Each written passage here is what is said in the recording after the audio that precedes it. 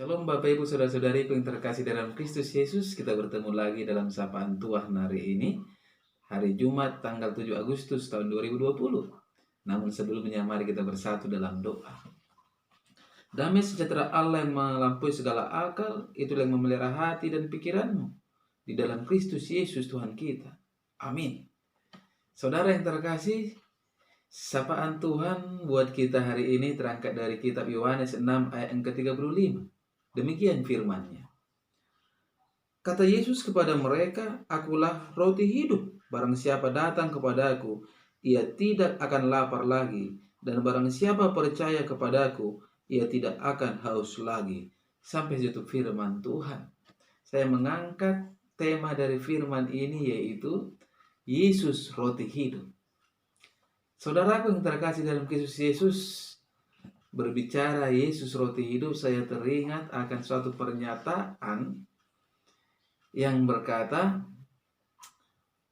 hidup untuk makan dan makan untuk hidup. Manakah dari kedua pernyataan ini, saudara-saudara, yang benar dari sudut pandang kekristenan?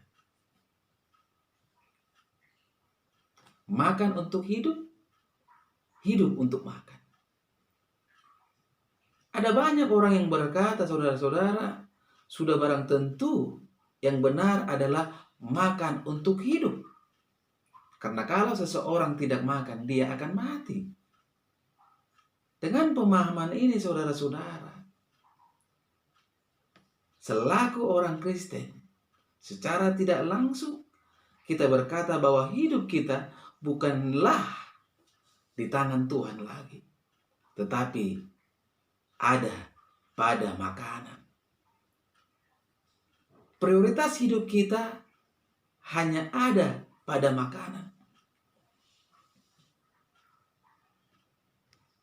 Tidakkah kita mengingat bagaimana peristiwa penciptaan Allah terhadap manusia? Saudara-saudara yang terkasih dalam Kristus Yesus, Tuhan membentuk manusia itu dari debu tanah dan menghembuskan napas hidup ke dalam hidungnya. Demikianlah manusia itu menjadi makhluk yang hidup. Tertulis di dalam Kejadian 2 ayat 7. Artinya apa, saudara-saudara? Kehidupan adalah dari Allah, bukan dari dunia ini. Kehidupan adalah milik Tuhan, bukan milik makanan. Apapun yang menjadi kebutuhan kita, Yesus dapat memenuhinya. Tuhan dapat memenuhinya. Segala persoalan hidup kita dapat diatasi di dalam Tuhan, saudara-saudara. Bahkan tidak hanya persoalan-persoalan yang berkenaan dengan kebutuhan jasmani kita, tetapi juga hal yang jauh lebih penting, yaitu pengampunan dosa dan kehidupan yang kekal.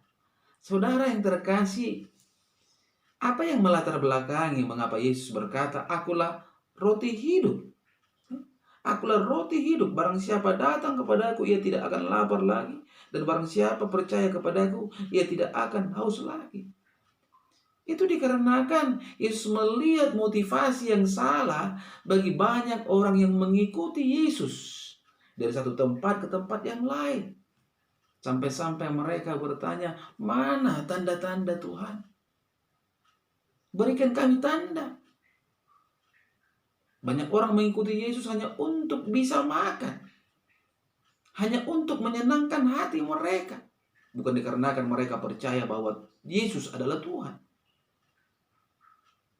Makanan bukanlah dasar kehidupan. Makanan bukanlah patokan seseorang beroleh kehidupan. Tetapi Yesuslah kehidupan itu, saudara-saudara. Saudara yang terkasih dalam Kristus Yesus, melalui sapaan Tuhan hari ini kita diingatkan agar tidak berada dalam motivasi yang salah dalam hal mengikuti Yesus. Melainkan kekristenan kita harus benar-benar menempatkan Yesus yang berdaulat di dalam segala aspek kehidupan kita. Ingatlah saudara-saudara, Yesus adalah kehidupan. Kehidupan adalah Yesus. Ada banyak orang-orang Kristen pada zaman ini, dikarenakan motivasi yang salah, mengikut Yesus, mereka lebih menghargai berkat Tuhan daripada sumber berkat itu. Biarlah saudara-saudara melalui sapaan Tuhan ini kita menjadi pribadi-pribadi yang benar-benar mempunyai motivasi yang benar dan bukan motivasi yang salah dalam mengikut Yesus. Karena ketika kita salah menempatkan motivasi, keselamatan tidak akan menjadi bagian hidup kita. Amin. Kita bersatu dalam doa. Terima kasih Bapa di surga, oleh kebenaran dari firman-Mu pada saat ini yang berkumandang melalui media YouTube. Biarlah Tuhan setiap pribadi yang mendengarkannya dimanapun berada, semakin dipulihkan, semakin dikuatkan, semakin berhikmat, karena memang firman-Mu adalah kekuatan kami.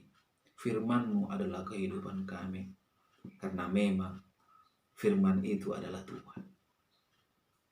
Bapa di surga, izinkan juga melalui kebenaran dari firman-Mu ini, setiap yang mendengarkannya dimanapun berada, ketika mereka lemah, mereka dikuatkan, ketika mereka sakit, mereka disembuhkan, ketika mereka mempunyai persoalan, mereka mendapatkan jalan keluar.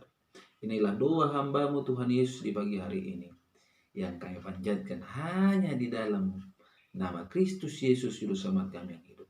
Amin. Shalom buat kita semua.